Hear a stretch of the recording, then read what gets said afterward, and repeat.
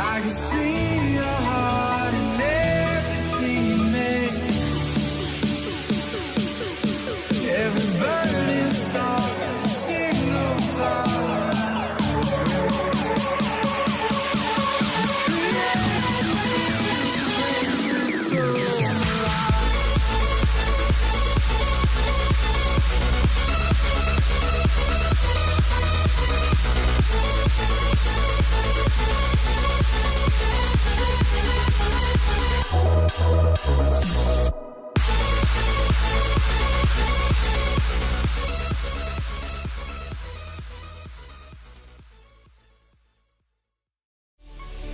If the stars were made to worship so loud, I can see your heart in everything you make. Every burning star, signal fire.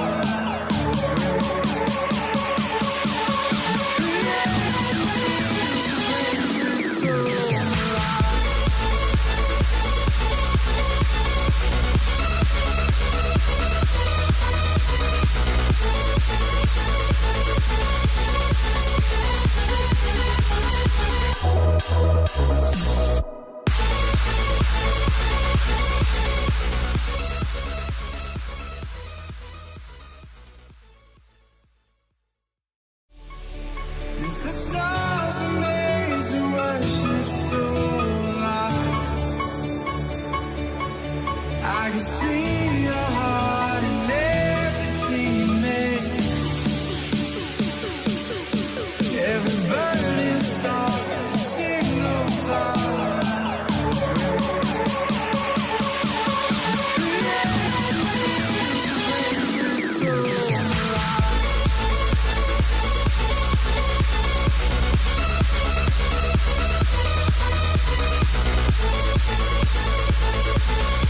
مولاي انت مولاي قديس عليت على فوق مصير قديس ايفا مولاي الكلمة تياك مولاي سيدنا جسو كريستو تعيتو الاسم اللي يفوق كل اسم مولاي مصير قديس احنا قدناو مولاي عش نمنو فيك مصير نمنو مولاي اللي انت تغفر النبيت نمنو مولاي اللي انت تفرسكانا مولاي قديس نمنو مولاي اللي انت تفتح كل بحر اللي يم قدامنا مولاي نمنو مولاي اللي انت تفيق كل مرضى كل اوبريسيوني نمنو مولاي اللي انت تحلس مولاي قديس لداوك اليوم عم ياسرين مولاي انت مولاي تسوي زوجيات مولاي انت مولاي تعلمنا مصير قديس كيف نجيبوا روحنا مولاي سبيرتو سانتو افتح دين القلب اوبرا فيها ولستيها بش الحمرية اللي ينفدن القلب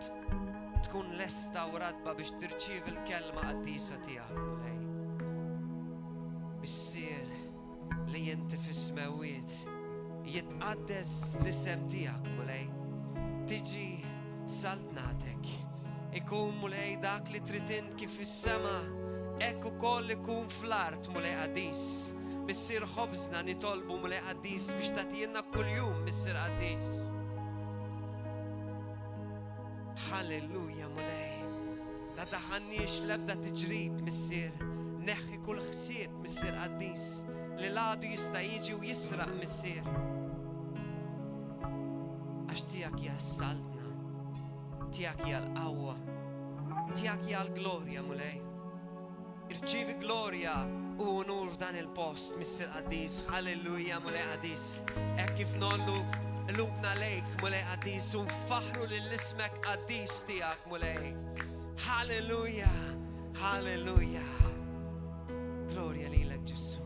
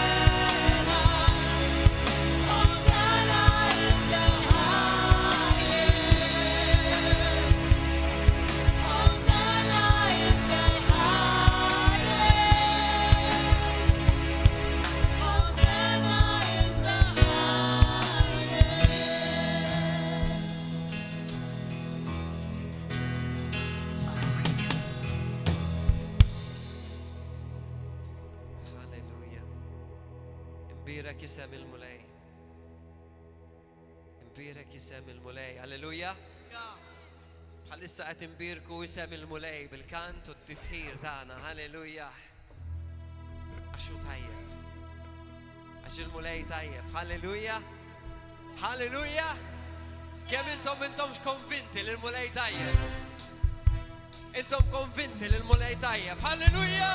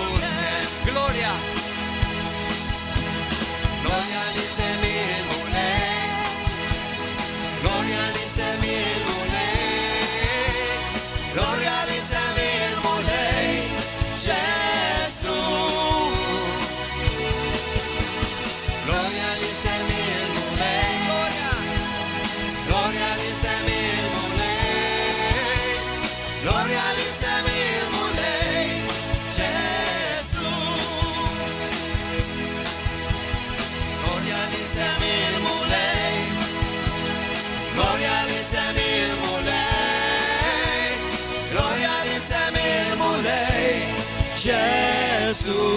Alleluia. Gloria all'isem il-mulej. Gloria all'isem il-mulej. Gloria all'isem il-mulej. Gesù.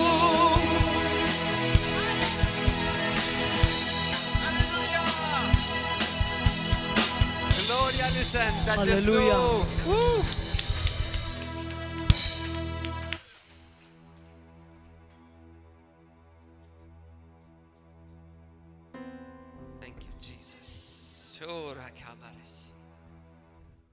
Halleluja, halleluja, halleluja.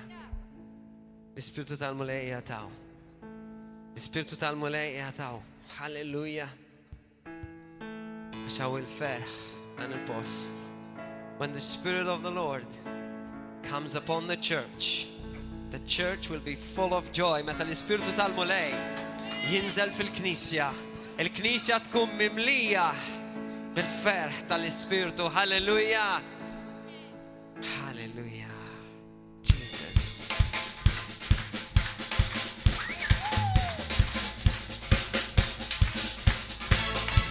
Hallelujah. Praise God.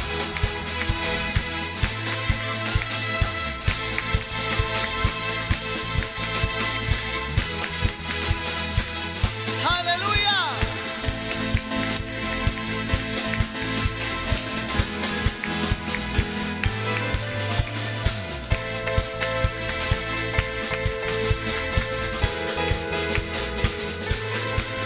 When the Spirit of the Lord rests upon my heart, I will dance like David danced.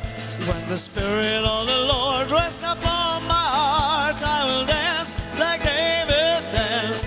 I will dance, dance, dance like David danced. I will dance, dance, dance like David danced.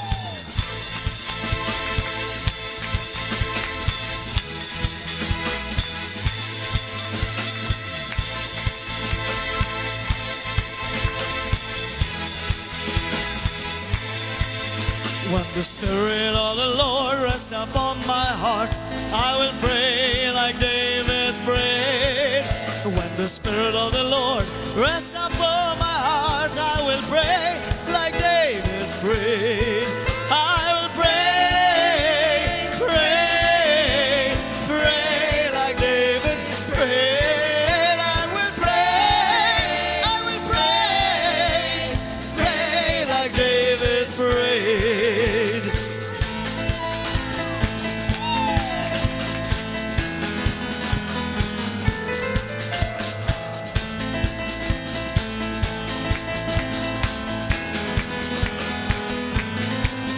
When the Spirit of the Lord rests upon my heart, I will sing like David sang. And when the Spirit of the Lord rests upon my heart, I will sing like David sang. And I will sing, sing, sing like David sang. I will sing, and I'll sing like David sang.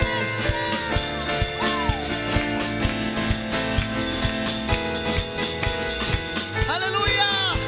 En applausos muli! Ashu yishonu! Hallelujah!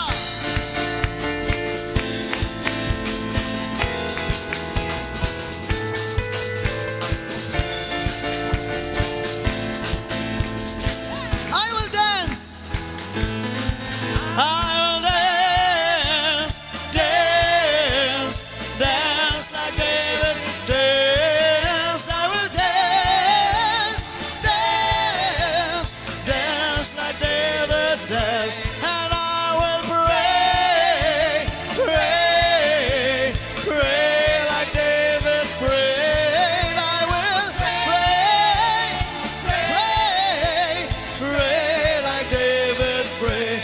And I will sing, I will sing, I will sing like David sang. I will sing, sing, sing like David sang. Hallelujah!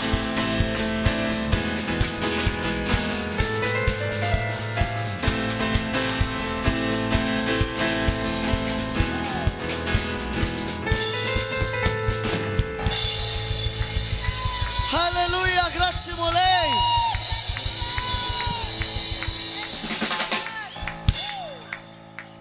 Halleluja. Grazzi mulej, il-kol ġejna meħlusa. Il-pjanijiet tal-għadu. Il-kol ġejna mdawra b'diska ta' ħelsin. Halleluja. Għax il-mulej iħobbok.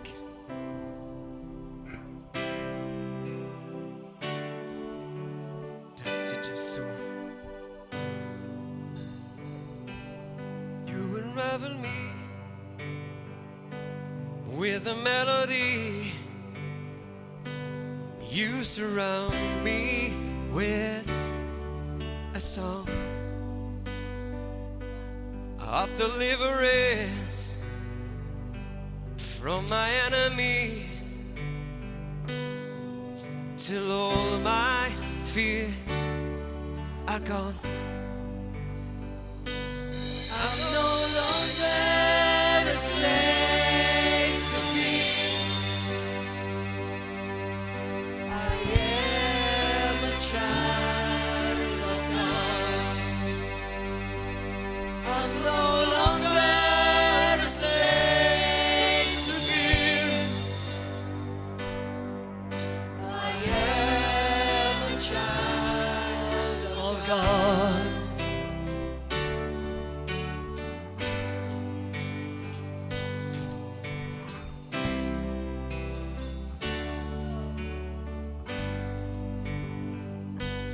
From my mother's womb, you have chosen me. Love has called my name. I've been born again into a family. Your blood flows through my veins. I'm no longer a slave to fear. I am a child of God. I'm no longer a slave to fear. I am a child of God.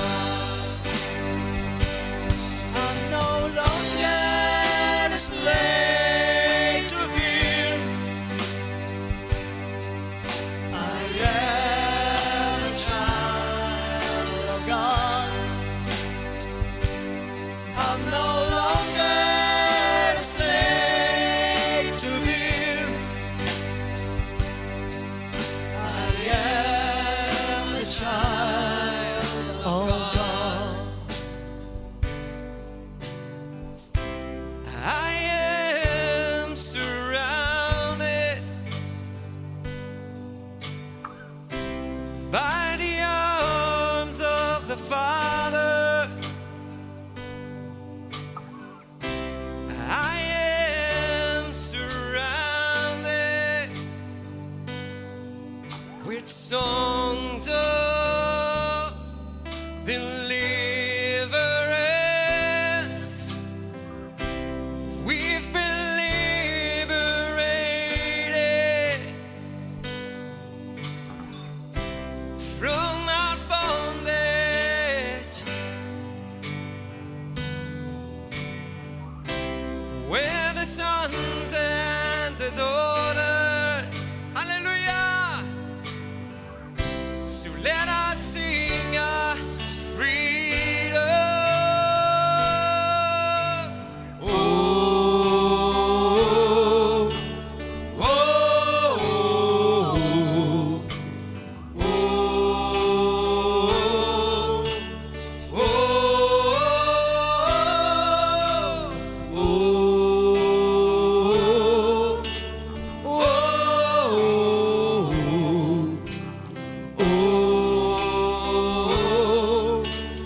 oh, You split the sea so I can walk right through it. My fears will drown in perfect love. You rescued me so I can stand and sing. I am a child of God. You split the sea so I can walk right through it. My fears were drowned in perfect love. You rescued me so I can stand and sing. I am a child of God. I am a child of God. Oh, yes, I am. I am a child of God. Full of faith, yes, I am. I am a child of God. thank you, Jesus. Hallelujah.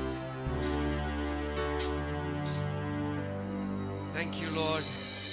Grazzi mulej. Daw kolla li jemnu fih tom id-dritt li jsiru u li talla. Daw kolla li jemnu fi Kristu. Halleluja. Halleluja.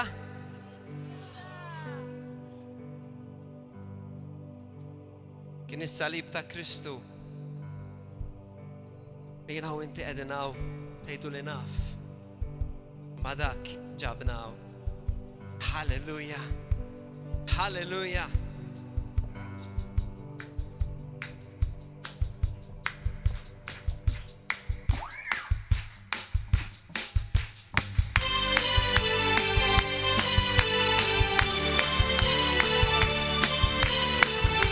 Come on, everybody. Hallelujah. Let's praise the Lord in the house of God.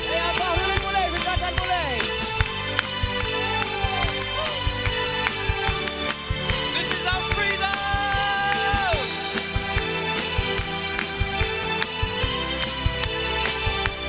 Oh, how beautiful are you, Lord. It's your word. It's your love. Oh, how glorious are you, Lord. It's your power. It was your cross that saved me, yes, Lord, and rescued me.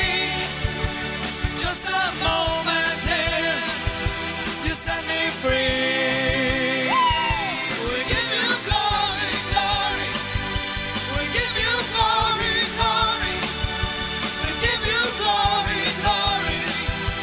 Jesus. We give you glory, glory. Just so we give you glory, glory. We give you glory, glory. Jesus.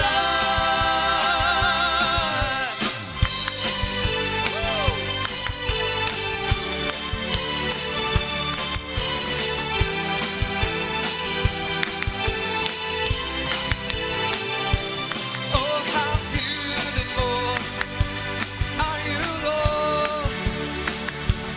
It's your word. It's your love. Oh, how glorious are you, Lord. It's your power. It was your cross that saved me, yes, Lord, and rescued me. Just a moment there, Jesus, set me free. We give you glory, glory. We give you glory, glory. We give you glory, glory. Jesus, we give you glory, glory. We give you glory, glory.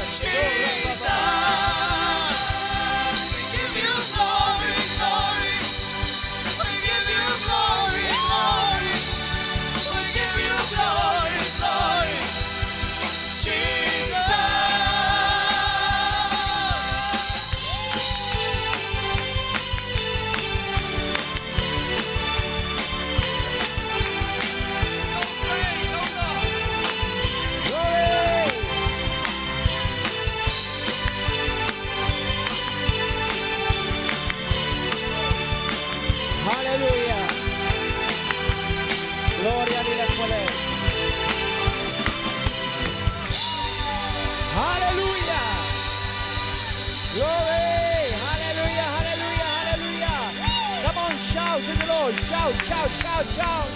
Hallelujah, hallelujah. Glory.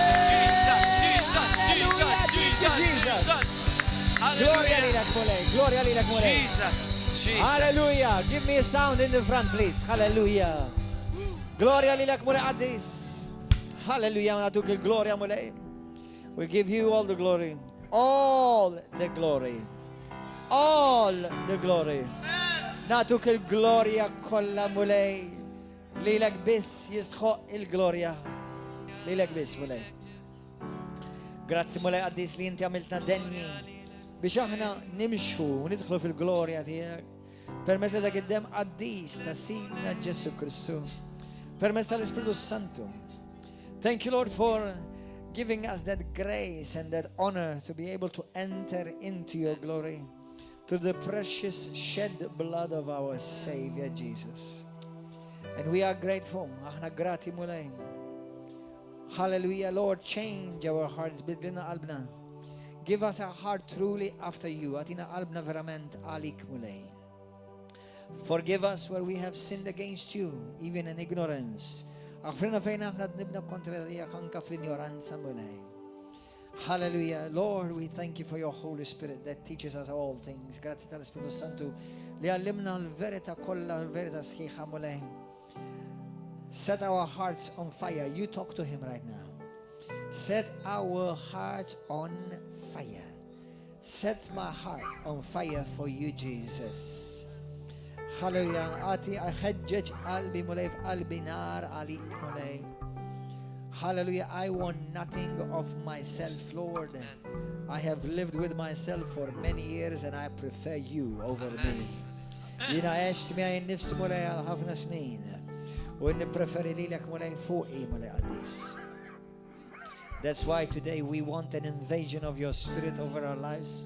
Lejla mulej irrit invażjoni mulej tal-Ispiritu għaddis tiegħek fuq ħajti. And Father, this is what I pray today, that not one of us will leave the same in Jesus' name. Li nitlob il-lejla mulej laqqas u għet minna mulej hawnhekk preżenti. U dawk li forsi qed iżegwuna minn fuq YouTube u ma setgħux ikunu hawn minn mulej biex Ispiritu Santu li huwa bla limiti imiss dawk kollha li qed isegwu mulej qaddis sew fuq YouTube mulej qaddis u sew hawnhekk preżenti. May the Holy Spirit touch and invade every heart that is watching and is following.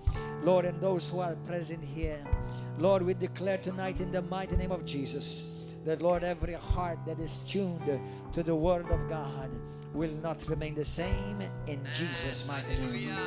Kull wieħed li huwa mulej intonat mal-kelma tiegħek illejla ma jibqax l-istess f'isem Ġesu Kristu. Change us and transform us from glory to glory by your Holy Spirit into the image of our Lord and Savior Jesus Christ. Biddilna u trasformana mulej minn gloria għal gloria permezz tal-Spiritu Santu fl-istess ġbija ta' Sidna Ġesu Kristu. Hallelujah. Gloria lil mulej. Shout hallelujah in this place. Hallelujah. Gloria lil mulej. Thank you, Jesus. Il-qawil xixin fi sem il-mulej. Il-qawil xixin fi sem il-mulej aħwam. Hallelujah.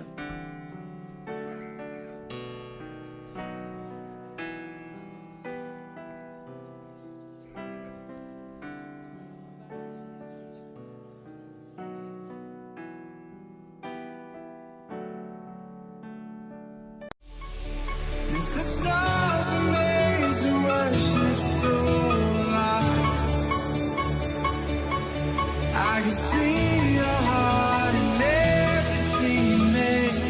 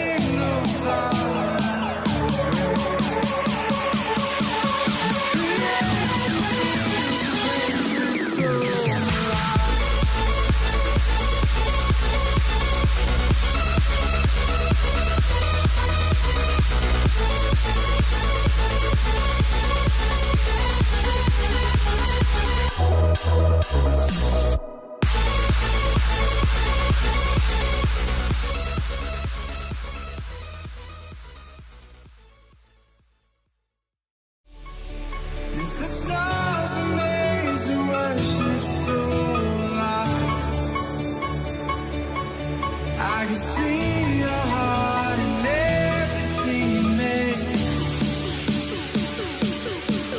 Every burning star, signal fire.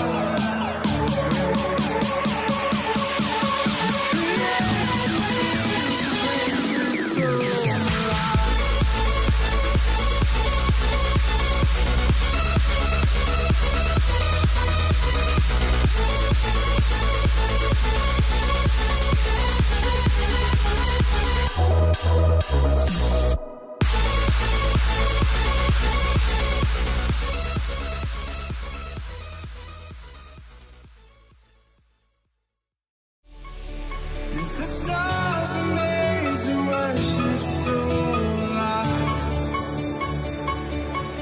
I can see your heart in everything you make.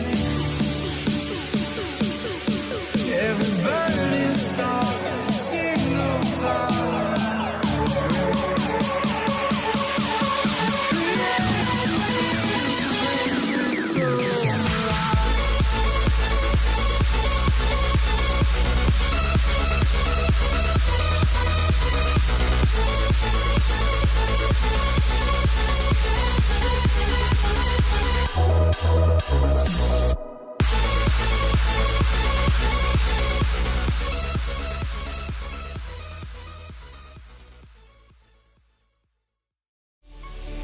If the stars were made to worship so loud, I can see your heart in everything you make. Every burning star, signal fire.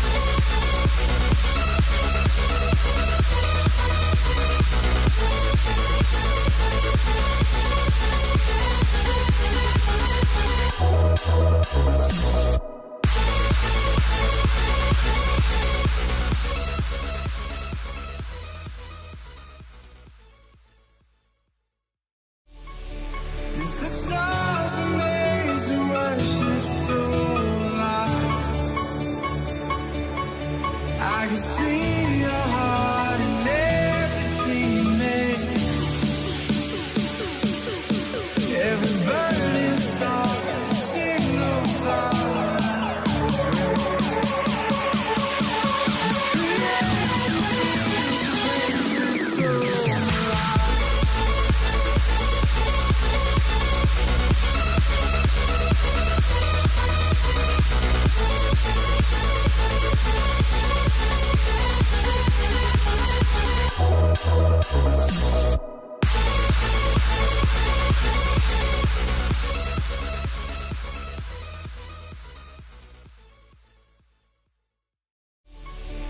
If the stars were made to worship so loud,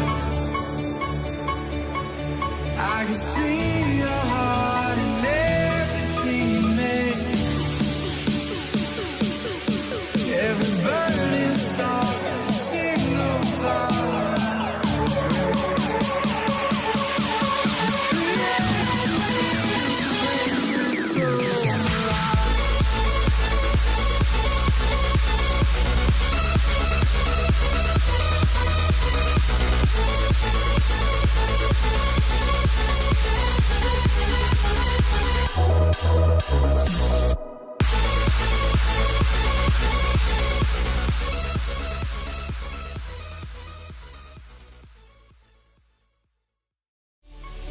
If the stars were made to worship so loud, I can see your heart in everything you make. Every burning star, signal fire.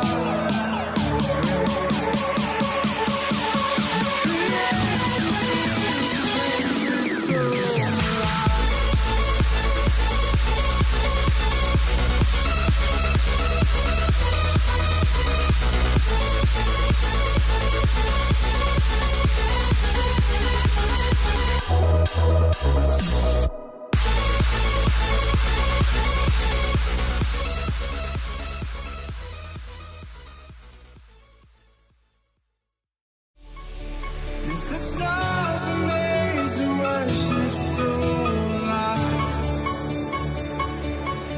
I can see your heart in everything you make. Every burning star, signal fire.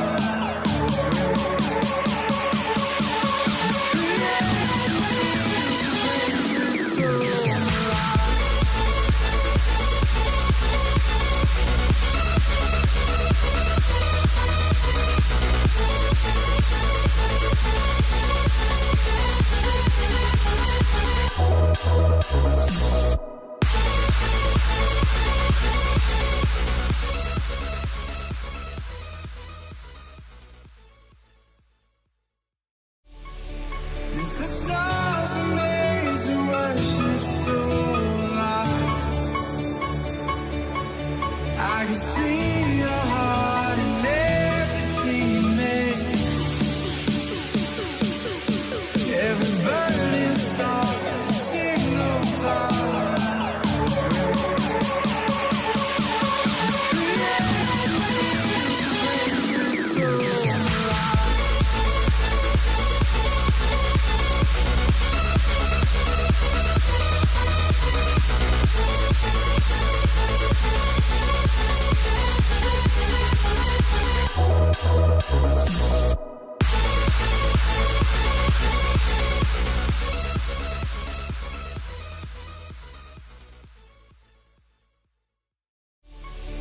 If the stars were made to worship so loud, I can see your heart in everything you make. Every burning star, signal fire.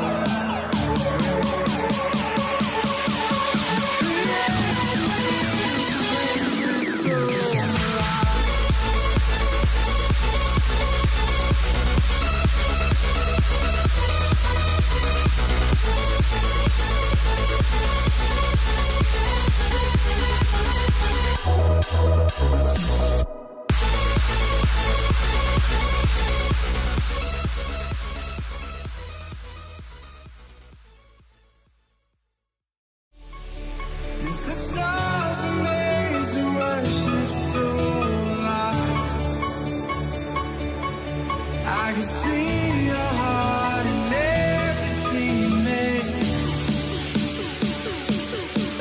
Every burning star, every single flower.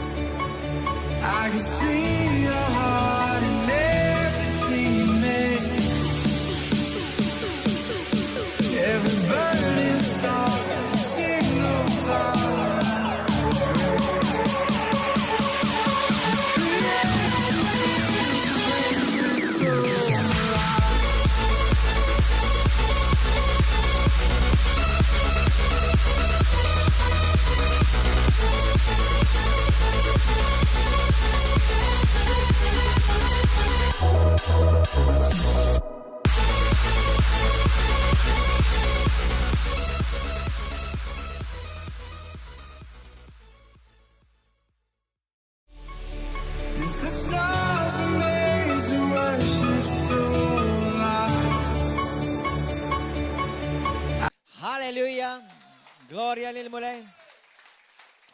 Nilqaw magħna l-udjenza tal-YouTube, nilqawkom magħna, kulħadd jaqbad il-Bibja magħna jekk inti qed issegwi minn ġoddar jew minn fuq ix-xogħol jew mill-isptar, aqbad il-Bibja f'idejk.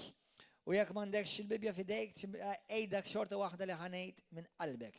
Mr. Qadis, grazzi tal-kelma qaddisa tiegħek. Nos f'qalbi l-kelma għażiża, il-kelma ħajja, il-kelma li ħarġet minn fomm Alla. Għatini revelazzjoni mulej, ħalli nifhem iktar il-pjan li inta għandek għalija. Biex inwettqu u bekk nġiblek glorja fil-ħajja tiegħi.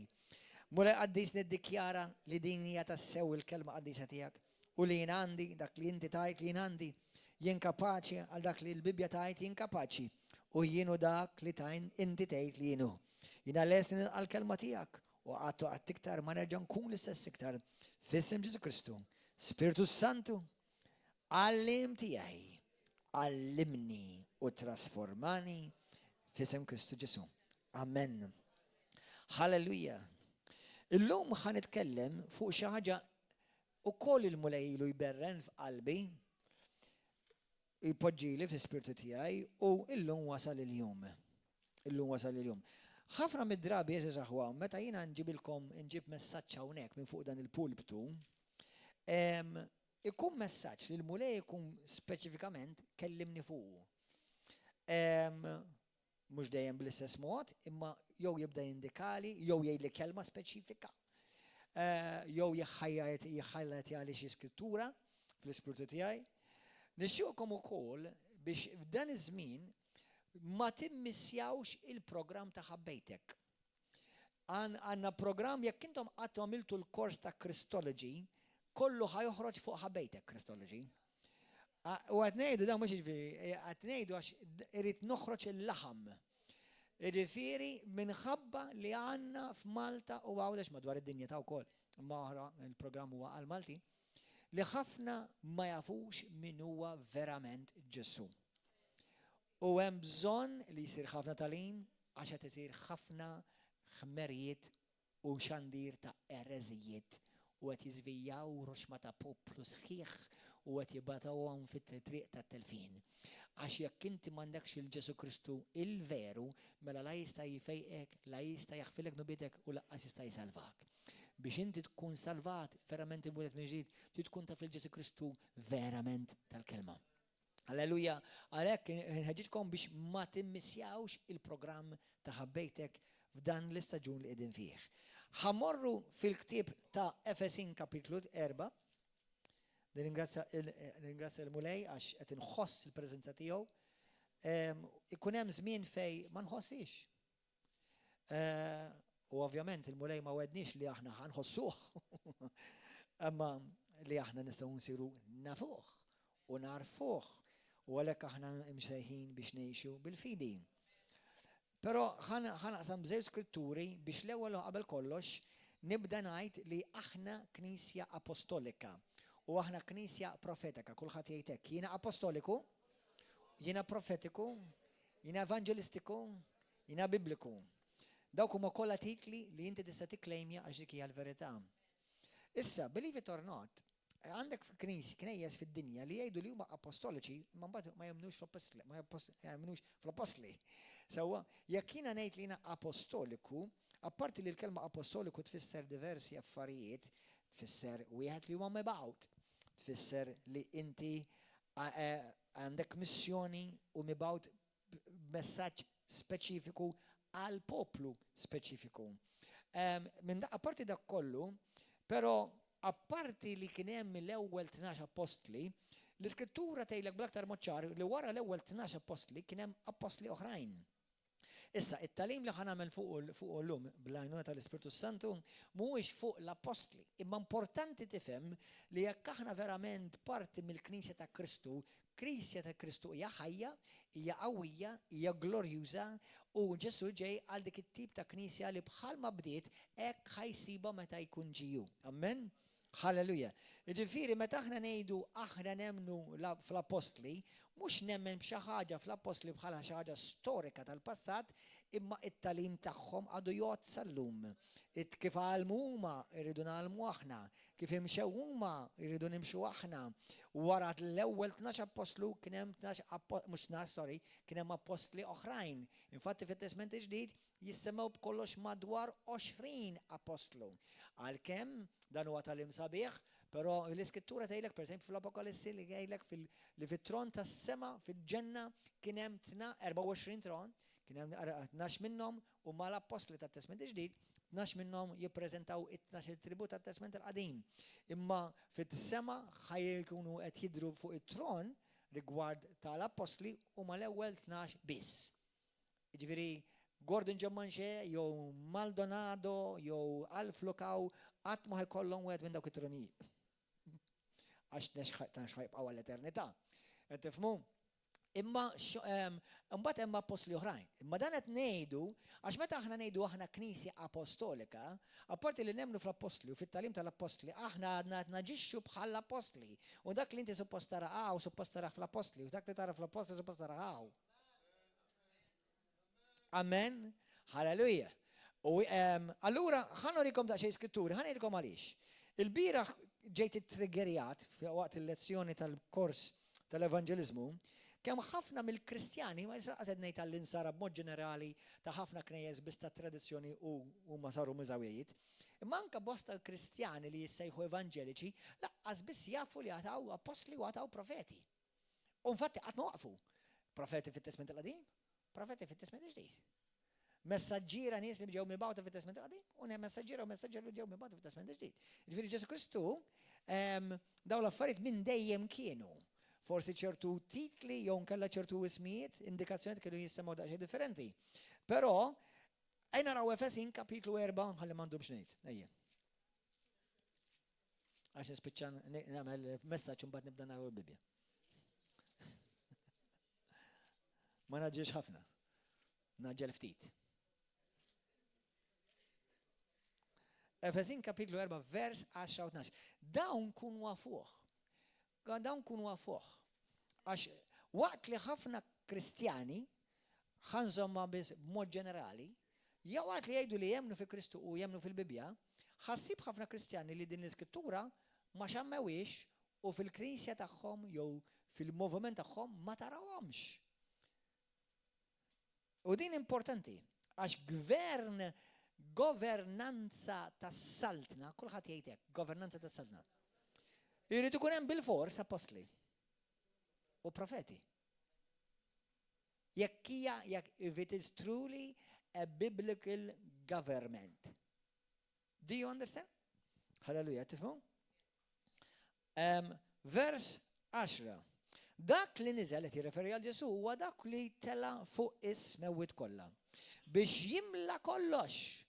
U huwa dak Ġesu Kristu li ta' lil xi wħud li jkunu apostli, li xi wħud profeti, li xi wħud evanġelisti, li xi wħud rajja u xi wħud malmin.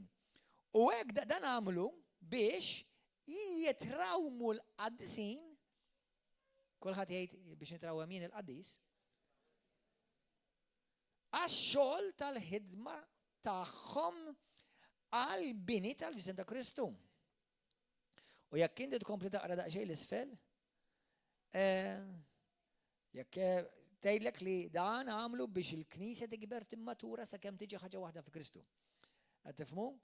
Mela dak huma neċessarji, mela meta jiena ngħid jiena Kristjan, meta jiena ngħid jiena nemmen fl-apostli u nemmen li fih dan anke il-moviment li aħna qegħdin fih hemm apostli, issa hemm xi wħud jgħidu li huma apostli mhux huma apostli xejn. Bħalma hemm jgħidu li huma profeti ma jkunu profeti xejn. Bħalma hemm jgħidu li huma evanġelisti ma jkunu evanġelisti xejn. Bħalma hemm jgħidu li huma Kristjani ma jkunu Kristjani xejn. Sewwa, ġifieri imma da kollu qed ngħidu għaliex ħansi għallum ħammis xi ħaġa fuq it-talim profetiku. Il-Bibja għandha profeti fit-Testament il-Qadim u għandha profeti fit-Testament il-Ġdid. Amen? Il-apostli, il-profeti, l-evanġelisti, ir-rajja u l-malmin jew l-għalliema qatt ma waqfu dawn huma ministeri, they are the five-fold ministry jgħidula li jirrepreżentaw il-milja ta' Ġesu. F'Ġesu tara apostlu, f'Ġesu tara raj, f'Ġesu tara profeta, f'Ġesu tara evangelista, f'Ġesu tara raj, f'Ġesu tara allim. Mela Ġesu tarahom kollha. Kollha f'daqqa jagħmlu l-milja ta' Ġesu fil-ġism ta' Kristu. Issa għalhekk inti tara issa ħafna knejjes sewwa li huma b'kull rispett f'din il-qasam huma handikappati. They're handicapped in this area. Qed tifhuni aħwa, tiġi ngħid biha. Għaliex għax jekk inti m'għandekx da kollu mela l-Knisja is lacking. Il-Knisja qed tanqos. Hemm innuqqas. Għax Kristu dan għamilhom biex il-Knisja tikber u tissaħħaħ sakemm ikun hemm il-milja sħiħa perfezzjoni fi Kristu. U għalkemm ir-rajja u jiena raj, imma mhux biss raj bil-grazzja t'Alla, għalkemm ir-rajja ħafna pastors, ħafna Kristjani jemnu fl-uffiċċju tal-pastor. Ma mbagħad ma tgħidilhom intkom temnu fl-apostli ejwa nemnu fit-12 l-apostli, issa ma tgħidlek hekk mhux hekk qed nirreferi imma. Bħalma temmen li hemm ir-raj illum, inti temmen li hemm l-apostlu llum. Qed tifhmu? Meta inti tgħidli le nemmen li hemm l-evanġelisti tajjeb. Mela temmen li hemm evanġelisti llum? Mela suppost temmen ukoll hemm il-profeti llum. Kristu ma waqafx jitkellem. Amen. Issa, tittarbel kull ma tisma' u lil kull min tisma' imma Kristu għadu qed jibni l-Knisja tiegħu. Amen. Inti għadek tara xi Knisja perfetta s'issa? Mela kollha nabżonnhom do. L-ebda per Knisja perfetta għadna kollha bżonnhom. Għax daw xogħolhom huwa biex jipperfezzjonaw il-Knisja. Amen. Imma dak huwa naqra introduzzjoni. Morru fl-Atti tal-Apostoli kapitlu 13, malajr.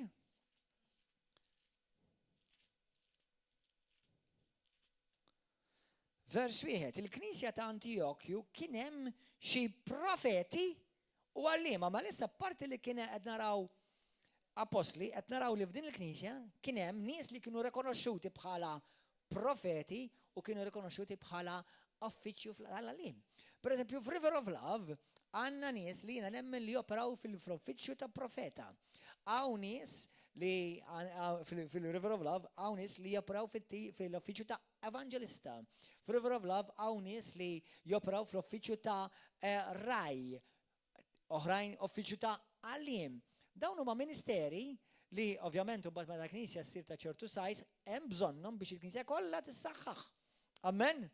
Issa, ħa nitkellem illum da kollu tajtukom bħala bażi għaliex għax inti għandek ħafna Kristjani jemnu fil-professiji tat-Testament il-qadim, però taf li hemm professiji mhux biss fit-Testament il-ġdid, imma taf li hemm professiji mogħtija fuq ħajtek. Hemm professiji li huma mogħtija fuq ħajtek. U fejn ħassibhom miktuba dawk? Fid-dajri tiegħek fid-dar? Hemmhekk ħassibhom. Le, esmani ġed ngħidilkom, professiji mogħtija lilek fuq ħajtek. Jiġifieri, dawn huma personal prophecies. They are prophetic words given to you personally. Kulħadd jgħidha. Kliem profetiku mogħtija lilek personalment.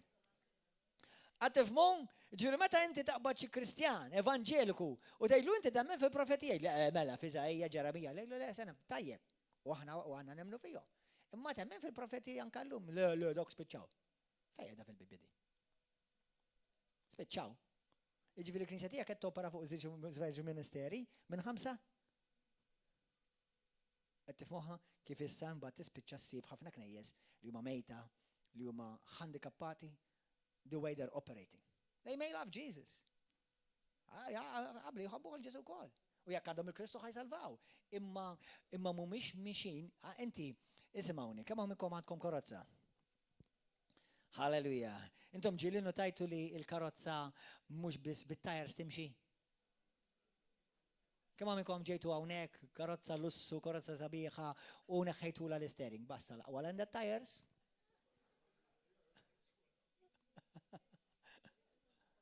Sewwa, jew inkella ġejtu hawnhekk għandha l-steering għandha tires, imma l-windscreen neħħejtula. Fil-każ jaħara nara wiċċek nara dak xisma ta' demus, imwaħħal mija. Qed tifhem? Jiġifieri hemm ħafna affarijiet biex il-ħajja tiegħek personali Alla tak biex topera b'mod san. Tgħidx lejna dib kontent bija.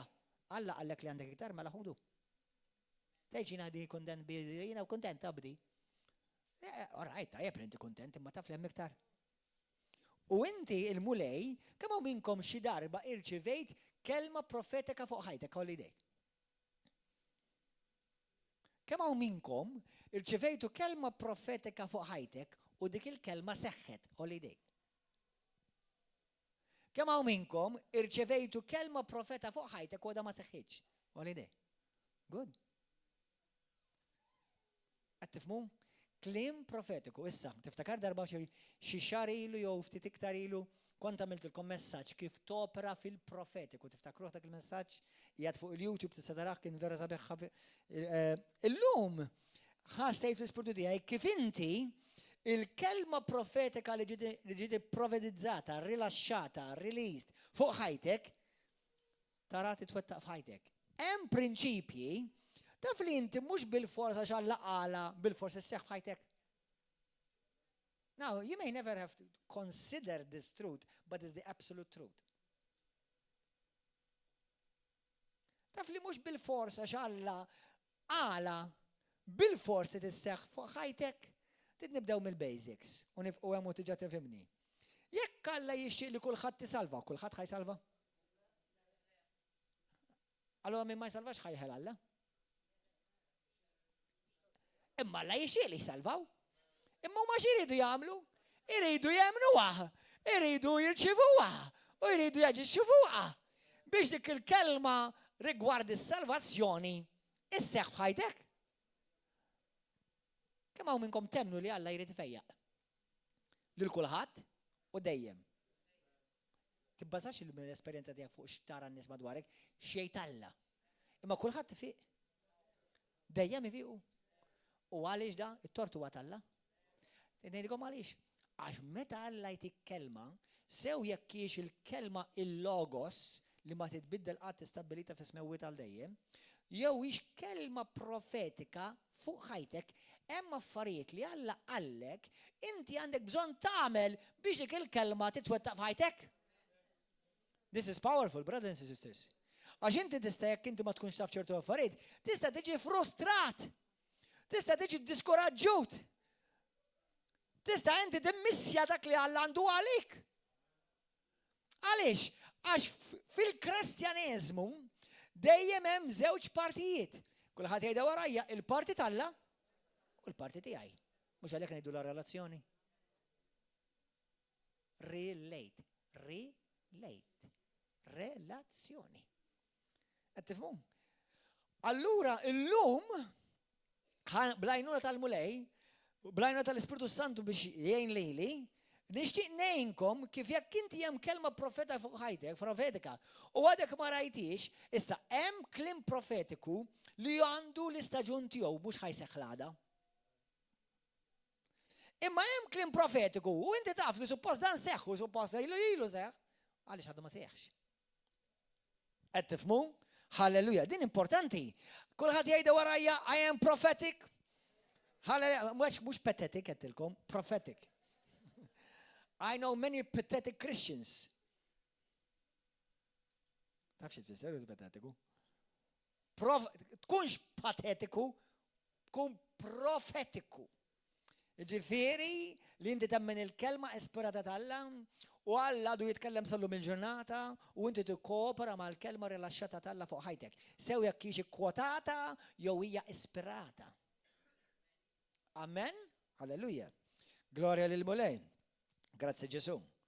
Mela, ħanibdew minn page 1. Gloria lil mulej. Mela, Atti tal-Apostli, kapitlu 2. Atti tal-Apostli kapitlu 2. Qed inħossni happy li qed naqsam di magħkom. Għax bis-setax hemm xi ħaġa li inti titgħamel fuqha biex titwaqqa ċertu profeziji. Amen. Kemm minnkom il-mulej uża lili biex intik kelma profetika u seħħet fuq ħajtek. U rajta s-seq fuq ħajtek dik il-kelma li qed. U inti qed my goodness dik il-kelma seħħet. Praise God. Aħwa. Meta jiena ġejt Malta, apparti li l-mulej kien kellem lili, kelli klim profetiku il-mulej jgħidlek mur Malta. U kelli bżonn dik il-kelma profetika għax qabli li kieku qatt ma rajtuni. U kieku ovvjament intom tkunu minn taġaw. Ħajlkom, ara ma taħsbux li klim profetiku huwa xi ħaġa li warbuh bħala sekondarju. Il-Bibja kollha hija klim profetiku. Għandna ktieb ta' 66 ktieb sħaħ, kollha kliem profetiċi. Uħut minnhom ġew permezz ta' ħolma, darba kien hemm wieħed parlamentari. U għetlu kelli ħolma fuq, kelli bil-ħolmi għetlu, għalli isma sieħ, għetlu siħbi. Għetlu l-Bibja li jinti taqra, għetlu taf li ħafna minna huwa ħolm. Klim profetiku. Alla jisajtik ħolma li l-ek personali. Sawa, tista tkun fuqek, tista tkun fuq ħaddieħor, il-mulej forsi jridek twassal messaġġ. Odu attenti għax issa, hawnhekk fejn nibdew jgħidu noqogħdu attenti, noqogħdu nżommu naqa' safeguard. Għax inti f'kollox ħassib l-estrem. Sewwa, ħanibda ħanideddihom qabel ma ninsija. Watch out for people who have a prophetic word for everyone. Odu attenti minn dawk in-nies li kif tidħol mis-sala għandi kelma għalik.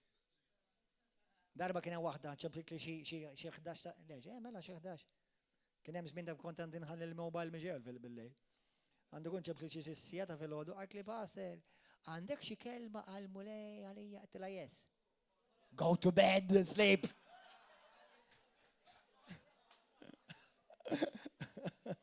Anzi ma battix il-ħassal marsa tila go to bed and sleep.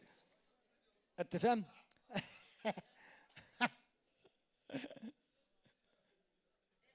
Bis-serjetà ngħidilkom. Sewwa. Hallelujah. Mela, għati tal-Apostli kapitlu 2. Jekk tipprova li l-ek nibatek ximkien ieħor. Però biex taqbad nifsa tajta fil-ħodu tkun miraklu. Għax titqajjimni bil-telefon ma jdoqx. Le, m'għandix. Le.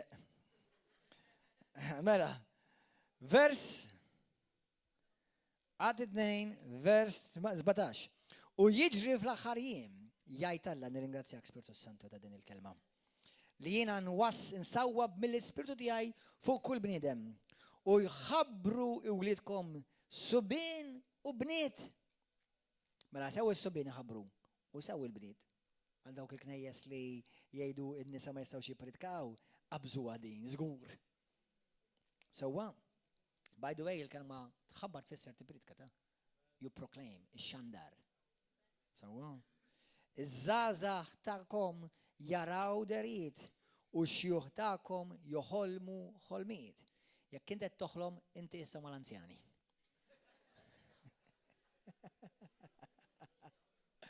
Jekk qed tara xi viżjoni għadek maż-żgħażagħ. Ukoll fuq il-għaddejja tiegħi irġiel u nisa nsawwa f'dawk il-jiem mill-Ispirtu tiegħi. Erġajda f'dan il-jiem li aħna tnejxu fihom u by the way dawk il-jiem bdew ġifieri f'Pentekoste ta'. Dawk il-jiem mhux issa bdew ta' fit-2015 jew fit-2000.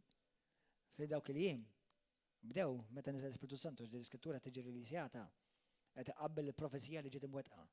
Sewwa minn Amos, okay? Nsawwa f'dawk il-jiem mill-Ispirtu tiegħi fuq irġiel u fuq nisa. U jħabbru u jien nagħmel ġubiet fil-għoli ta' smewiet u sinjali jisfel fl-art. Dem u nar u tħaħħen kbar. Ix-xemx tinbidel fil-lamm u l-qamar f'dem qabel ma jasal jum il-mulej u naħseb li maħniex il-bot min jum kbir u glorjus u jiġri li kull min isejjaħ isem il-mulej isalva. Halleluja. Glorja tal-mulej. Mela dak qed naraw kif l-Ispiritu Santu għadu jitkellem, għadu jinżel fuq nisa u fuq irġiel, u waħda mill-modi li jitkellem hija mhux bil-fors, hey Gordon, għandek kelma għalik. Ħolm, viżjonijiet. Waħda mill-modi, għandek żewġ modi. Ħolm u viżjonijiet. U dil-ġimgħa, xi ġimgħa ilu, rajt xi ħadd Ministru tal-Alla beda jitkellem fuq dawn l-affarijiet. U itallim xi ħaġa ġdida. Għax taf kemm taf, qatt ma taf biżejjed. U meta jkollok xi ħolma kera, tgħid kemm kienet kera dik mix-xitan, noqgħod attendi mhux bil-forsa. Jista' jkun ukoll avviż mill-mulej. Xi tfisser? Ejna nagħmlu mod inti toħlom jien naf li ħbatt ma' ħajt. U inti you start rebuking it in Jesus' name jien naf. Jista' jkun il-mulej jgħidlek isma' qgħod attendi ċekkja l-breaks. Ġifieri, xi darba nagħmlu kon darba milt meta konna għadna l-gżira. Ma issa li tlajna fuq l-olja ta' żebuċ. Imma xi darba nerġa' nagħmlilkom sensiela ta' tagħlim kif tinterpreta l-ħolm. Però moħħkom hemm għax jista' jkun il qed ikun ikellmek fil-ħolm. All right? Waħda milli se tagħmel hija titlob l-Ispiritu Santu biex jilluminak. Number 2, tkellem ma' nies speċjalment li jkunu maturi fi Kristu. U għalkemm jista' jkunu varji u f'diversi postijiet, però fih dan River of Love, għafda biss dawk in-nies li nafda jien. That's healthy, right? Għaliex, għax ikunu nies li jkunu ġew tried, proven faithful, u jkunu għaddu ċerti għaddew. Insomma, anyway. U mhux kulħadd għandu d-don tal-interpretazzjoni, anyway. Għax dik huwa mbagħad xi ħaġa oħra. Anyway, imma l-mulej jitkellem. Amen. L-ewwel Korintin kapitlu 14. L-ewwel Korintin kapitlu 14.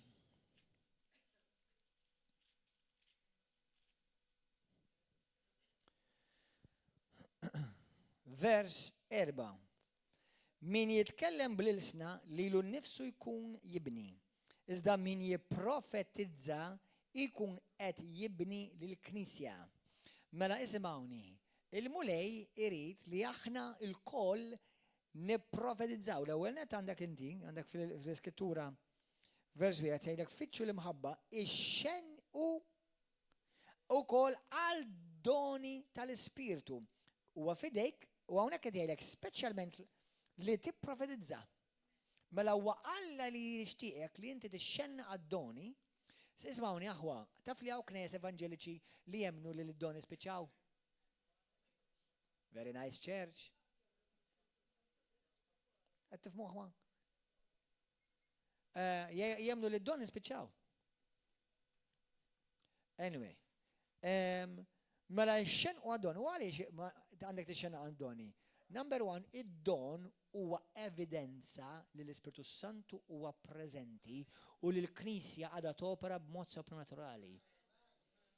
Għax għandek ħafna kelliema li huma eloquenti, kif jgħidu bil-Malti? Eloquent? Bil-Inglis eloquent, bil-Malti kif jgħidha? Eloquenti jafu xi jgħidu għax huma good speakers imma mingħajr atra anointing. Rajt aħwa tħaltu xi tnej. Jalla jkollok it-tnej, sew kun taf titkellem u sew l-anointing. Però jekk kelli nażel nipprefer l-anointing. Qed tifhmu? Għax bħalma jgħid Pawlu, meta jiena ġejt għandkom ma ġejtx bil-kliem tal-erf tal-bniedem. Fil-ewwel Korintin 2 vers 4-5, imma ġejt bid-dimostrazzjoni tal-Ispiritu Santu biex il-fidi tagħkom ma tkunx ibbażata fuq l-erf li ġej mill-bniedem, imma li ġej mill-qawwa ta' Alla. Amen? Halleluja. Meta pereżempju riċenti kitbit li waħda. Halleluja, sabdet tiġi River of Love. Għalt li jiena l-iktar ħaġa li toġobni fil-knisja tagħkom. Għalt li mhux għax li nara nies li jfiqu u jkollna ħafna testimonjanzi ta' nies li jfiqu. Imma għalt li għax kemm nara nies jinbidlu. It-trasformazzjoni hija evidenza tal-Ispiritu Santu preżenti. Halleluja. Grazzi mulej ħejdu l-Ispiritu Santu trasformani. Vers 14. Ek ukoll intom, la darba intom imxenqin għad-doni spirituali, fitxu li timtlew sewwa bihom. Imma dejjem għal-bini tal-Knisja. Mela dawn id-doni biex jibnu l-Knisja. Mela l-profesija hija għal-bini tal-Knisja. L-ewwel Korintin kapitlu 14 vers 31. Intom ukoll tistgħu tipprofetizzaw imma wieħed wara l-ieħor sabiex il-koll titalmu u tagħmlu l-qalb. Mela kemm hawn minnkom tistgħu tipprofetizzaw? Holiday. Il-Bibja tgħidlek kollha tistgħu, imma kollha tagħmlux kollha daqqa. Kollha tistgħu. Ftakar x'qal, ix-xenqu għad-doni u speċjalment tipprofetizzaw. Issa, il-kelma profetizzaw ħanaqsama ferba f'biċċiet. Għandek fl-ewwel Korintin kapitlu 12, vers 4 sa 11, għandek 3 kategoriji ta' doni. Ħanaqbad wieħed minnhom dak li jgħidulu il-prophetic gifts. Issa waħda jew l-oħra ma tagħmilx daqshekk differenza, ma biex intom tifhmu b'mod ġenerali. Għawelna kors fuq dan, għandna il-kors li jismu id-doni tal-Ispiritu Santu, li nitkellmu fid-dettall fuq id-doni għax hemm disa doni.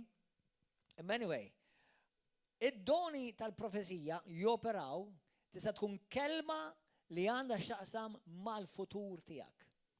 Tista' tkun kelma li għandha x'taqsam mal-preżent tiegħek, tista' tkun kelma li għandha x'taqsam mal-passat tiegħek. U tista' tkun kelma biex inti tiġi mibni, inkoraġġut. Imma ixini dejjem id-don dejjem jintuża biex tissaħħaħ il-Knisja. Il-Knisja hija l-poplu. Sewwa, jekk hijiex word of wisdom, dak jgħidula il-kelma tal-erf, li ġeneralment iddilja ma' ħajtek futura, xorta anke hija xi ħaġa futura u jekk Alla jirrevela lil persuna li qed iħaddan u qed jopera f'dak id-don, anka ixini xorta għandha tkun mogħtija bil-grazzja biex tibnik. Jekk hija kelma fuq il-passat tiegħek inti għaddejt minn hekk u hekk u l-mulej ħajġibek hekk u hekk u l-mulej qed jagħmel dan u hekk fil-ħajja tiegħek. Xorta hija kelma biex xorta ħatibnik. Jekk hija kelma just to encourage you. Ħantikom kelma profetika sa stess, kollha kemm minnkom. Ġesu jħobbok. Ma tirrekjedix biex tkun profeta u laqqas jkollok id-don persona, imma peress li parti mill-profezija hija kliem ta' inkoraġġiment, dak kulħadd jista' jagħmlu.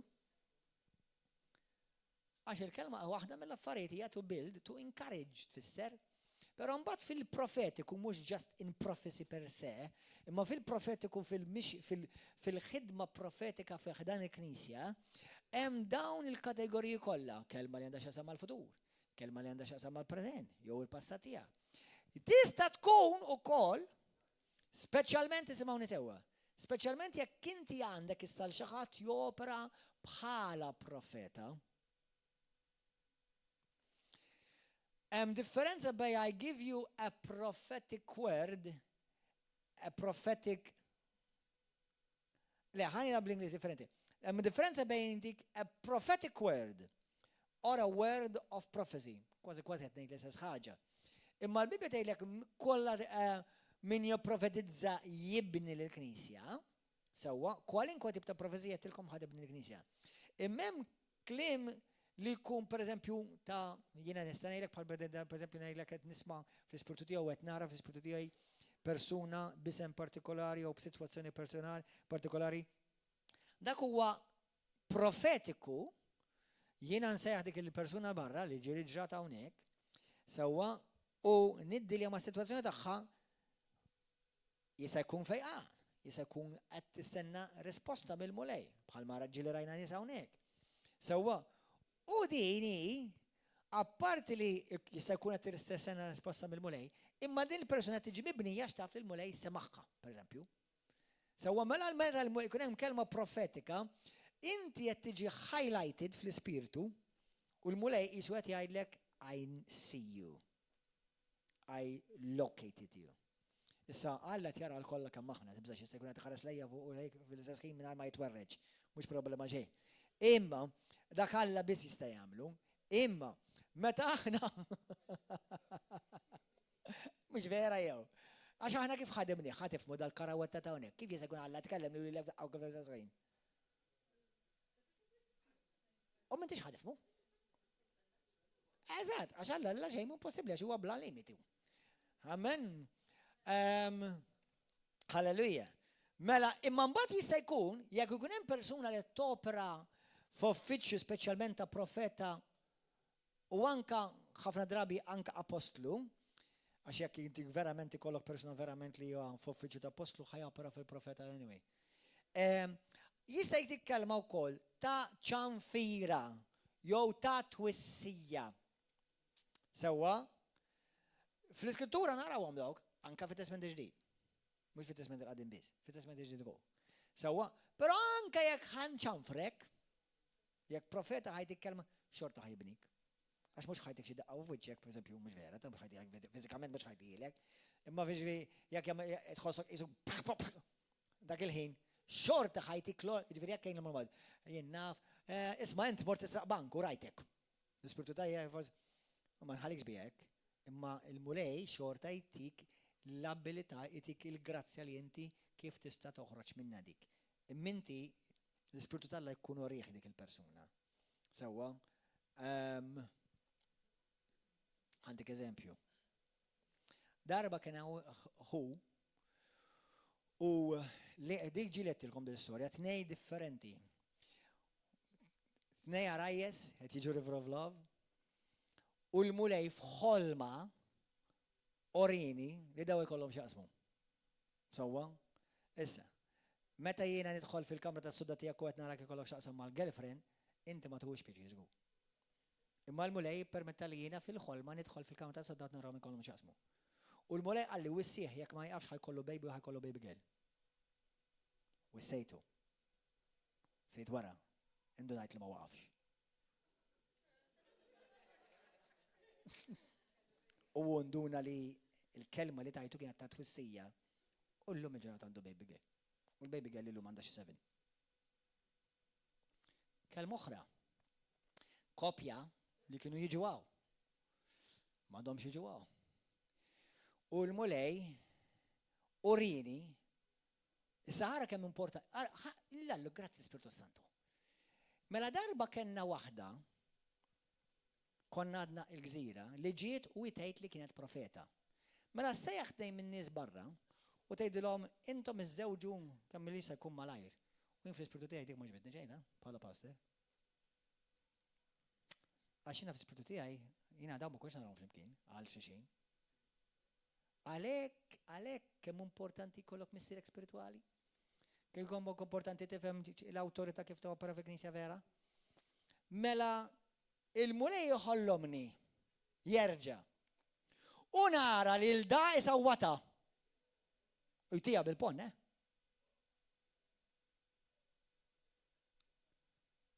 U di qudiemi fil-Knisja kienet kemm inħobbu kienet fissata fih.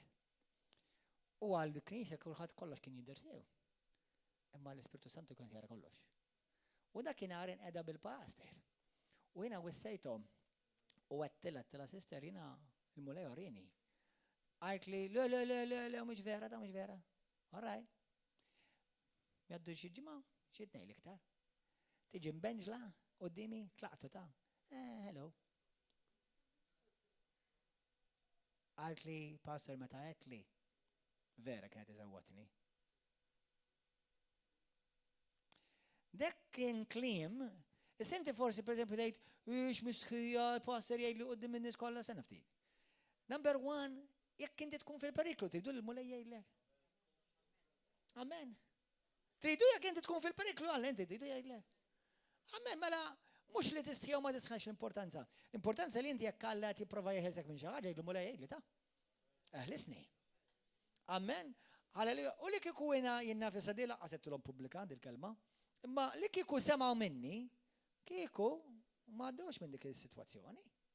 U ħanidilkom xi ħaġa u jalla ta' l-biża' Alla fuqkom u dawk kollha tisimgħu. Jidnejdikom xi ħaġa?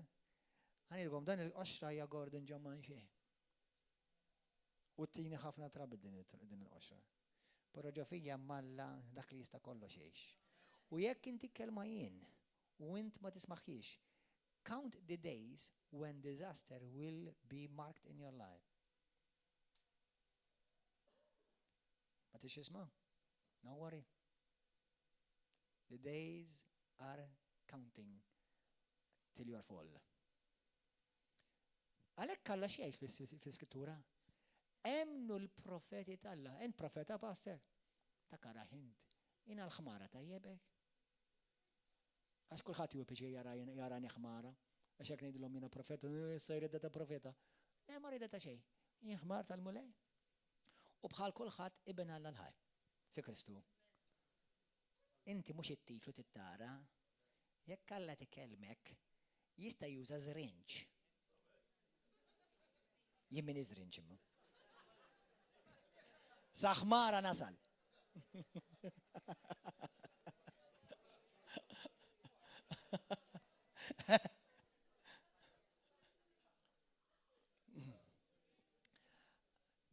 Għalhekk l-Ispiritu Santu ikun qed ikellmek. Ikun qed jindikalek oħra mar oħra. Il-mulej jorini u din il-mara li jorini f'moħħok ma kienx għaddilek mill-kuruturi din il-mara kienu out of order. Il-mulej jorini lili f'xi ħaġa. Issa li juri lili jiena bħala l-pastor hija it's godly order to do that. U meta l-mulej juri oħrajn nies, napprezza jkunu nies li jkunu ta' integrità u jiġu jgħiduli. Ħallina nqabbel u ma jqablu jekk hux dak li qed jaraw ma naraħ jien ukoll. Sewwa, speċjalment bħala l-missi spirituali ta' dik ix-xirka huwa importanti. Għax jista' jkun ma tkunx minn Alla. Sewwa, u jista' jkun konferma. Itne, waħda jew l-oħra. Ma pereżempju waħda mara li kieku kon ngħidilkom minn din il-mara, xut minnkom tafuha, u xutkom ma tafuhiex, qatt ma rajtuha. U mara kienet tal-mulej u kien il-mulej juża ħafna. Mela l-mulej ma jtinix viżjoni u nara lupu jdur madwara. U l-mulej għalli wissija għax qed tagħmel xi ħaġa, dakinhar ma kontx konna naf x'inhu għaddej. Għalli l-mulej wissija xrajt biex toqgħod attenta.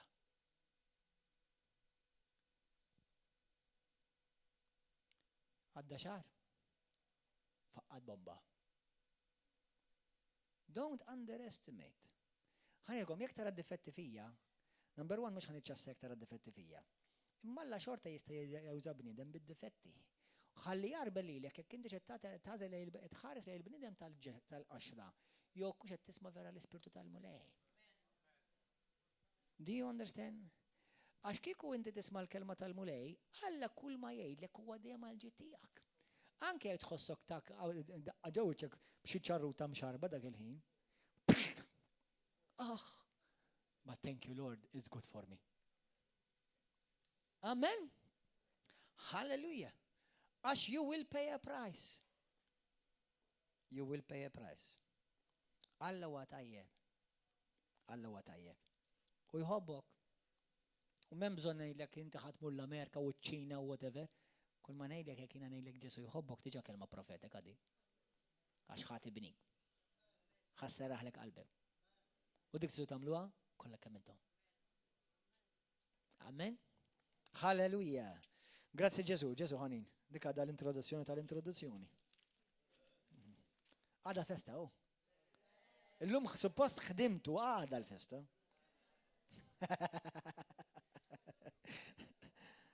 Mela, are you ready to rev up your pens and papers? Let's go. Hallelujah.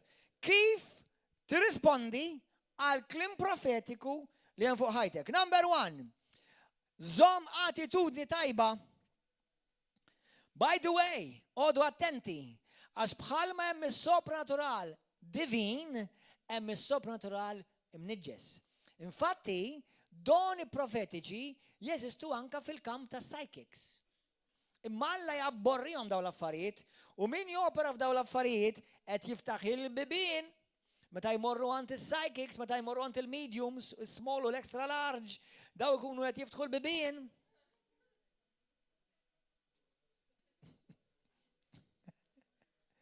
Għaliex kollha mediums hawn? Hemm minnhom ħanejlek mhumiex mediums, ha? Hemm minnhom ħabżuh naħseb l-large u l-extra large go.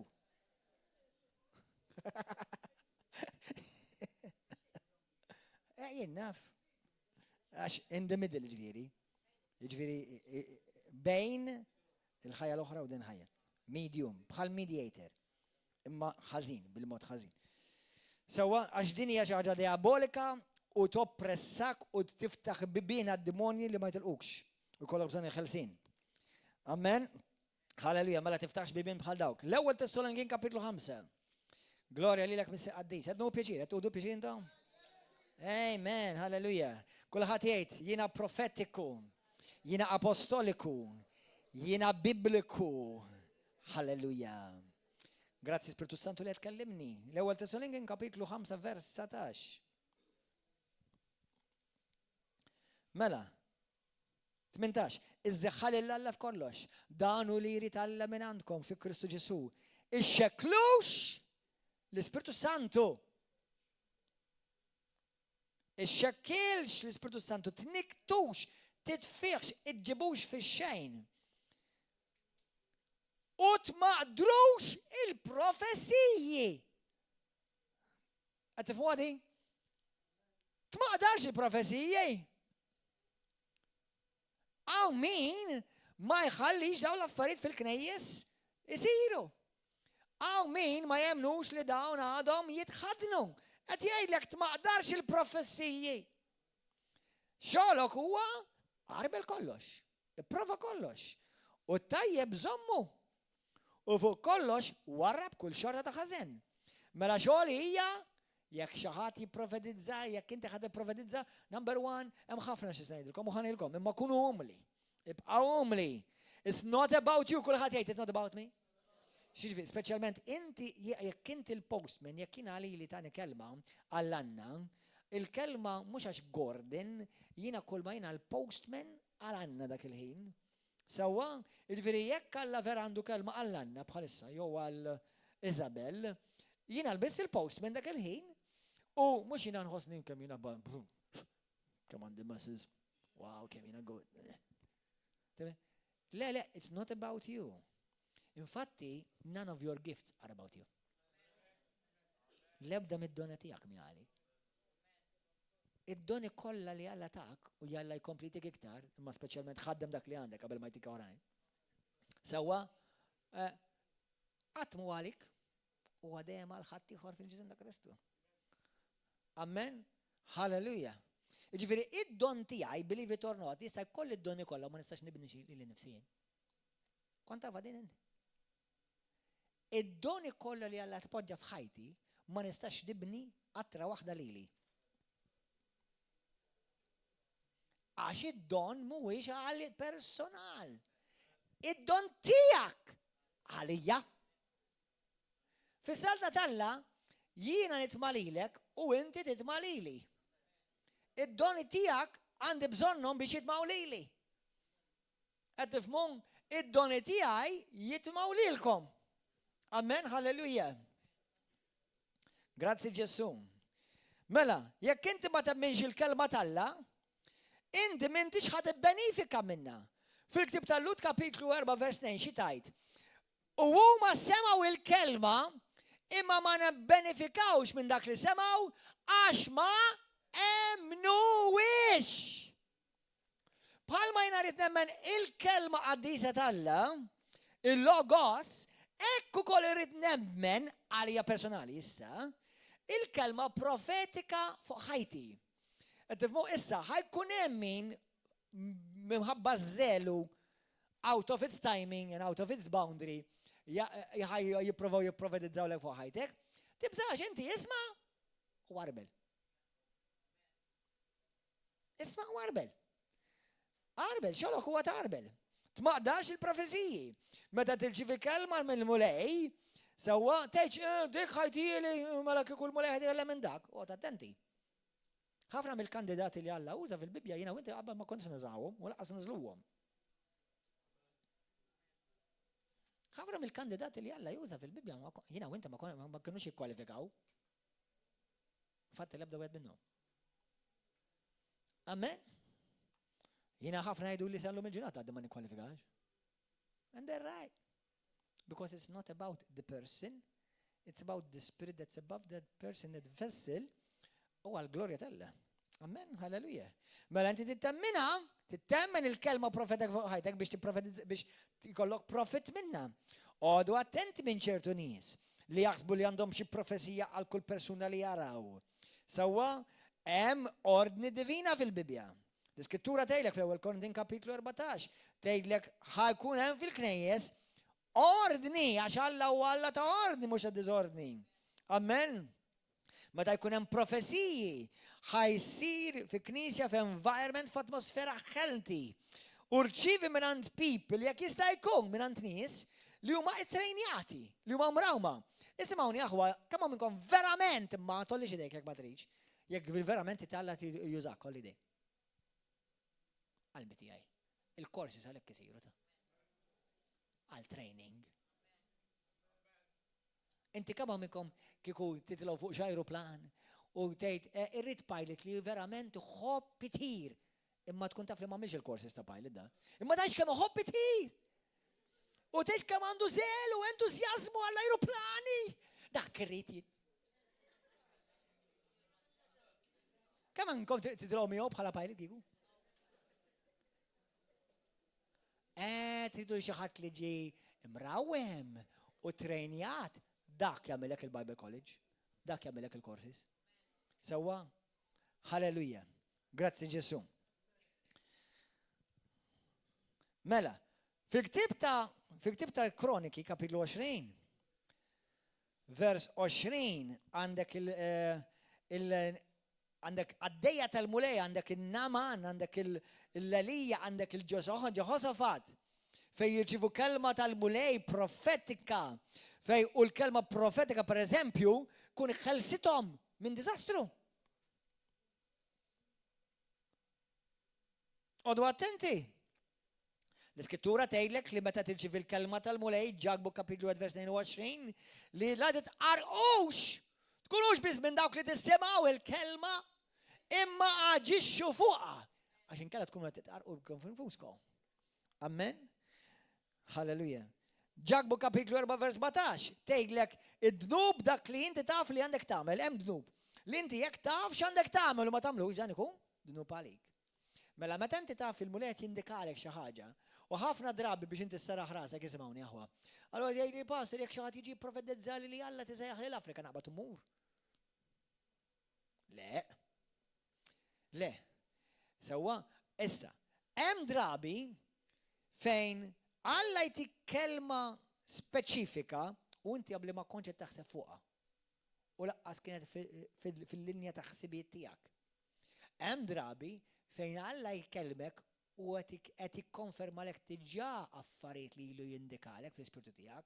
Issa meta xi ħadd li qalli, pereżempju din ngħidilkom l-ewwel kelma profetika li narċivej biex inġi Malta. Kien hemm moħħ u għarkli issa biex tgħidha lili bil-forsi tkun il-mulej. Għax intom tafuni issa dawk li intom ilhom miegħi, jiena m'iniex it-typical pastor kind. Qed tifhem? Jiena ħafna drabi niġi akkużata għax jiena raff u jiena goff u jiena straightforward u vera straight. Jiena m'għandi xejn bent ġo fija, kollox straight minn fuq żiżvel, spirit, soul and body. Sewwa, imma apparti da kollu, l-ewwel kelma profetika biex jiġi Malta x'qalu li? Qalu li inti ħajkollok knisja f'Malta, ħajkun insomma dew nefħunina. U l-ewwel ħaġa li tilha I rebuke that Satan in Jesus name. X'taħseb li ġejt niftaħ knisja Malta meta qalu li U ħafna hawnhekk fejn jagħmlu l-iżbal għax irċevew kelma profetika ħasbu l-għaqda jridu jagħmluh. They jump the gun and they abort the plan of God. Nagħmlu mod Alla jgħidlek isma' inti qed insaħħlek biex tkun pastor. Da kif isser ġifieri għadha qabad u sir pastor? My precious brothers and sisters.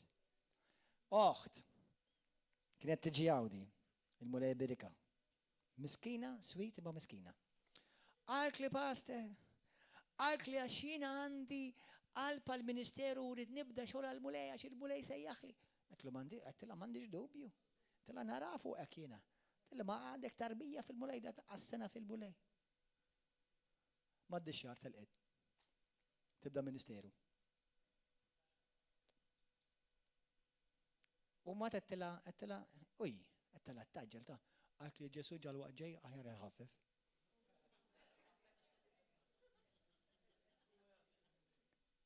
Ma jafx miskin. We have a lot of Russians that live in Malta. They rush all the time. They're rushing all the time. Isimawni aħwa. Jekk tħossok maġġel, jaqbillek tuħu step lura. Għax Alla waqt li vera jridek twesta il-pjan ta' ħajtek, imma qabel dak emmint. U iktar jinteressax li int timbena milli tibni l-ministeru. Timbena int l-ewwel, u biex timbena int taf kif timbena fis-salt naw. Aċċat. Sakemm l-int jispiċċa. Mbagħad tinduna li mbagħad fil-mument li inti tasal li inti u tibda tgħid kemm jiena min hija tajjeb għal xejn, hemmhekk jgħidlek issa ibda xi ħaġa. Issa li inti taħseb li minti xejn, issa tista' tagħmel xi ħaġa lija. X'inkella tispiċċa taħseb li il-Ministeru ħad tibda ħaxin. Meta qalu li jiena ħanagħmel pastor, oh my God, in Jesus' name, she's definitely missing it. Jiena ħankun pastor ma tafx intejt jew. Jien pastor.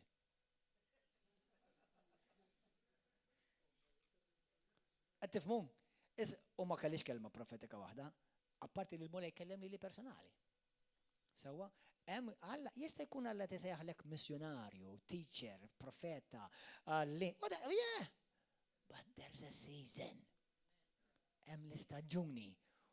U l-maġġoranza tal-Kristjani fl-esperjenza tiegħi ma jimmissjawx lil Alla fiex jew xiex iridu jagħmlu, imma fil-ħin li jridu jagħmluh. Many Christians miss it in the area of the timing, not in the area of what to do. Isimgħuni, jekk inti trid baby u l-mument li inti għax rajt ġerrija iddur fil-ġuf, mort itweldu, tafx ħad tagħmillu dak il-baby? Ħad toqtlu. Pregnant! Who nispar ħaweled? Ent all right jew. Lele għax pregnant ejja, ġej. Żgur ġej, ma tbaqalek 9 ġur oħra. Kemm għad titgħaddem minn taqlib u kemm għad tibda tikpi u laqqas jafal xejn tikpi u kemm ħadd bikkil ir-raġel u laqqas jafal fejn tikpi għax tikpi jien. Kemm għad titgħaddi minn deni u sħanat u bart u tred u kun ix-xemx iżreġ u inti tħoss il-bart tal-kesħa tal-Alaska.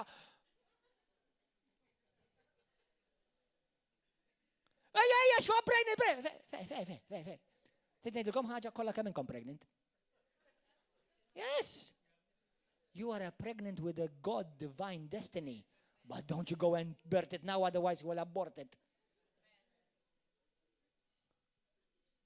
Attifuni, Hallelujah.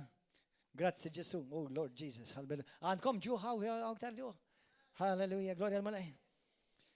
Mela, punt lieta malajr. Paċenzja. I know, tinstema kelma maħmuġa dik. Paċenzja, Hebrews, Lut kapitlu 6 vers 12. Il-wedid jakkwistawhom bil-fidi u bil-paċenzja. Naf, qalbi tiegħi kemm kelli nistenna affarijiet jiena għadni qed nistenna affarijiet. Grazzi Ġesu rajt wedid iseħħu f'ħajti. Imma rajt wedid u naf li Alla qalhom li u naf li Alla tahom li. Minnhom li qegħdin miktubin hawnhekk u minnhom li qegħdin miktubin fuq id-dajri tiegħi. Jew nkella qalhom li profetizzaħħom li għadni ma rajthomx. Ħafna minnhom biex takkwistahom tkompli temmen u tistenna. Amen! Ftakar x'għamel Abraham meta ma stenniex? Allu Abraham, ent missier, ħajkollok tifel. Sara, we need to talk.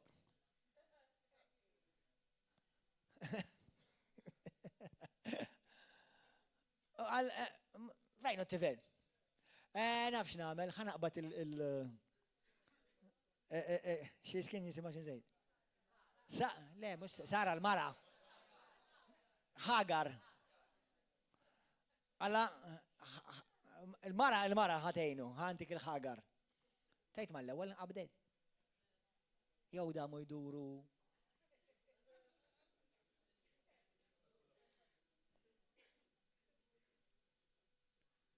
Għada ma qabdiċ, irridu namlu l-pjan tal-mulej.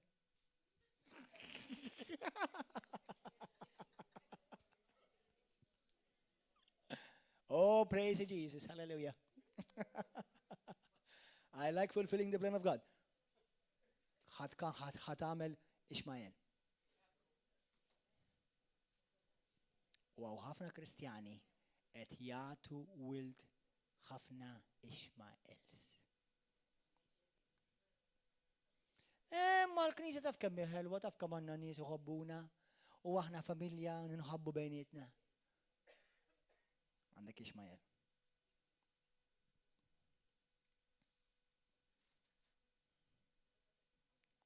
Qalbi. Għalhekk l-Iskrittura titkellem fil-Ktieb tal-Lut kapitlu 6 vers 2 titkellem kif xi wħud qed jagħmlu opri mejta. Mhux qed jgħidlek opri mid-dimbata.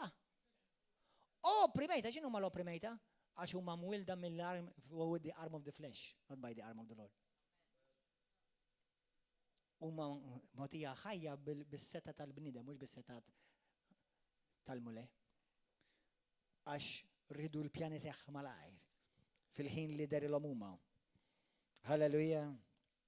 Mela żomma f'moħħok li ħafna mill-profeziji li ħadirġifi għal ħajtek mhumiex ħajkunu immedjati. Amen? Halleluja. Alla mhuwiex maġġel. He is never too late. He is always on time. Glorja lil mulej. Fil-Ktieb tas-Salmi 37 minn vers 7 sa 11 jitkellem ħanaqrawha mal-għadja sabiħa. Fil-Ktieb tas-Eżajja 40 vers 31 tgħidlek those who wait upon the Lord. Dawk li jistennew lil mulej. They shall renew their strength. Jqawwu saħħithom. Mela, and they will fly like eagles. Mhux like turkeys. Psalm 37. Wait. Wait. Wait on the Lord. Psalm 37. Għaw xaħat minnkom għattu pieċir intom jew? Grazzi mulej għaddis. Jien għatnu pieċir, ingrazak mulej li għatnu pieċir. Mela. 37. Ija barka ta' għatnu pieċir. It's a blessing to love what you do. And to do what you love. Mela, vers 7. Serraħ rasek fuq il-mulej u tama fih din kienet kelma li llum. Kienet vera kelma li jismaħħa. Tinkeċ minħabba f'min jirnexxilu, jiminexxi. U f'min jimxi fil-ħżunija. Ma nibda ngħid ġo qalbi ma ngħid imma mela sewwa.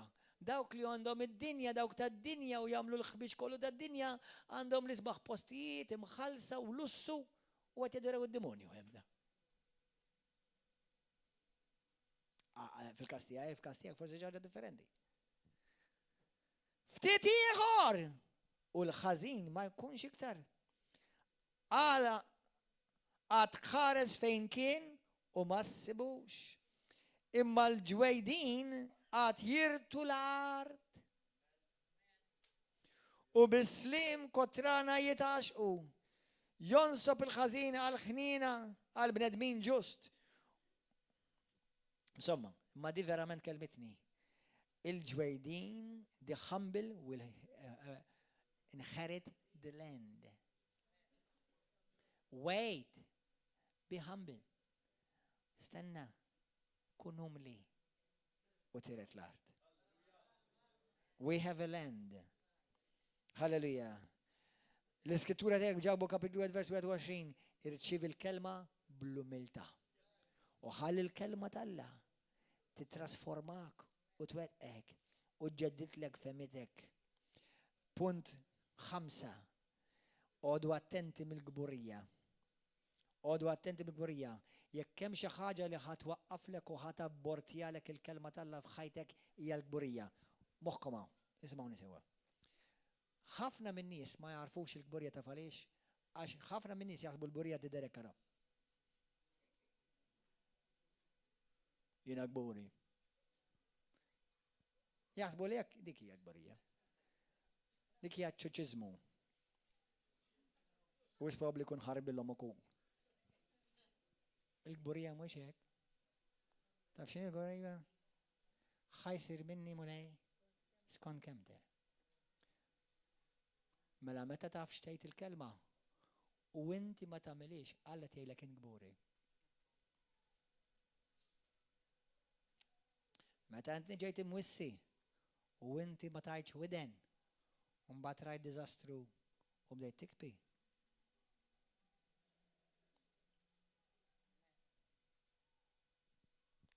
Għalhekk jekk tittoġob il-Alla u ma timmissjax il-pjan tal-Alla f'ħajtek, aqbad il-kelma tal-Alla kula blaħħa moda u jgħidlek jekk jgħidlek u minnu kwalinkwa titlu la għandu u għajt jiena I'm going to stick to the word. Full stop. You know what God calls you? Humble. Taf xħajlek il-bnidem? Brainwashed.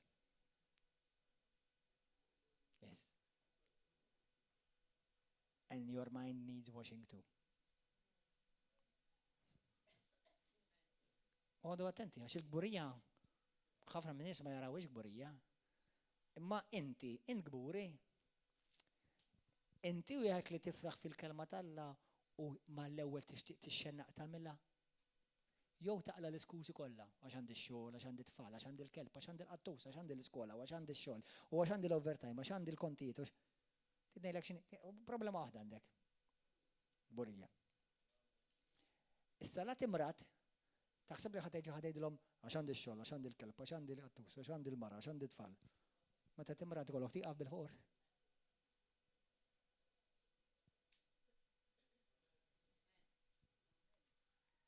The humble will always put what God said above everything. Amen? Hallelujah. Grazie Gesù. F'Naman, kien hemm Sultan Naman, tieni Slata kapitlu 5, fejn kellu l-lebra. Bibja tgħidlek il-lebra tippreżenta profetikament hija l-gburija. U l-qaddej tiegħu qallu hemm profeta f'Iżrael, Elisha, Elisha. U qallu mur ġibuli ħalli feqni. U dak mar. Qallu ma bniedem tal-mulej. Il-sit tiegħi huwa marit għandu l-lebra. Qasbis ħareġ mill-uffiċċju biex ikellmu. Huwa pastor qed nibatlek l-SMS irrispondini. Għandek Bibja sħiħa il-mistoqsija għalfek titi ħaġa minn għandi. Don't you know what you're supposed to do?